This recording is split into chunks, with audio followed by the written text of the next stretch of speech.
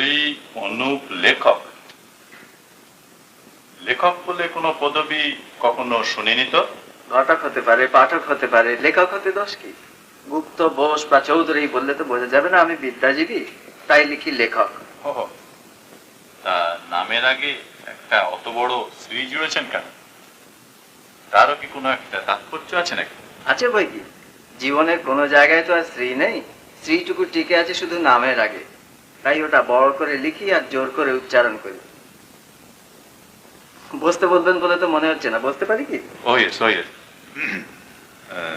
কি চাই আপনার? চাকরি। শুনলাম প্রচার কার্যের জন্য একজন কর্মচারী চাইছেন। উপস্থিত কি করেন আপনি? পদবিতেই বলা হয়েছে। না, আমি জিজ্ঞাসা করছি যে কাজকর্ম কি করা হয়। আপনি জানতে চাইছেন আমার অন্ন বস্ত্র জোটে কি করে? লিখে যা আয় হতে পারে সে আন্দাজে আমার পোশাকটা কি বড় বেশি উঁচু দরের মনে হচ্ছে?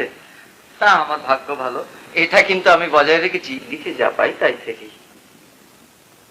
আপনার কথাবার্তা শুনে মনে হয় না চাকরির উমেদার হয়ে আপনি এসেছেন।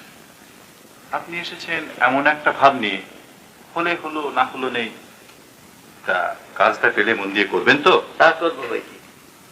কথা হলো কি, সাহিত্য সম্বন্ধে একটু একটু খোঁজ খবর আমিও রাখি। আপনার লেখা আমি পড়েছি, আপনার কথাবার্তার মতোই একটু অদ্ভুত ধরনের, পড়ে বেশ ভালোই লেগেছে। কাজ কাজ আপনার হবে। পরশু থেকে এসে আপনি কাজে জয়েন করুন। আমাদের bank, insurance, cotton mills, match factory সবগুলোর পাবলিসিটির কাজ আপনাকে করতে হবে। আমার নিয়োগ সম্পর্কে আপনার নির্দেশকেই চরম বলে গ্রহণ করবো তাহলে? নিয়োগপত্র একটা পাবো নিশ্চয়ই? আপনি বুঝি ইংরেজি শব্দ ব্যবহার করেন না? করি, যখন ইংরেজিতে কথা বলি। আমি দুটো ভাষাই জানি কিনা, তাই দুটোকে মেশাবার দরকার হয় না। তা নিয়োগপত্র একটা পাবেন বই কি যথাসময়, আর আমার আদেশই চরম আদেশ। অবশ্য সবগুলো কোম্পানির managing director is my father.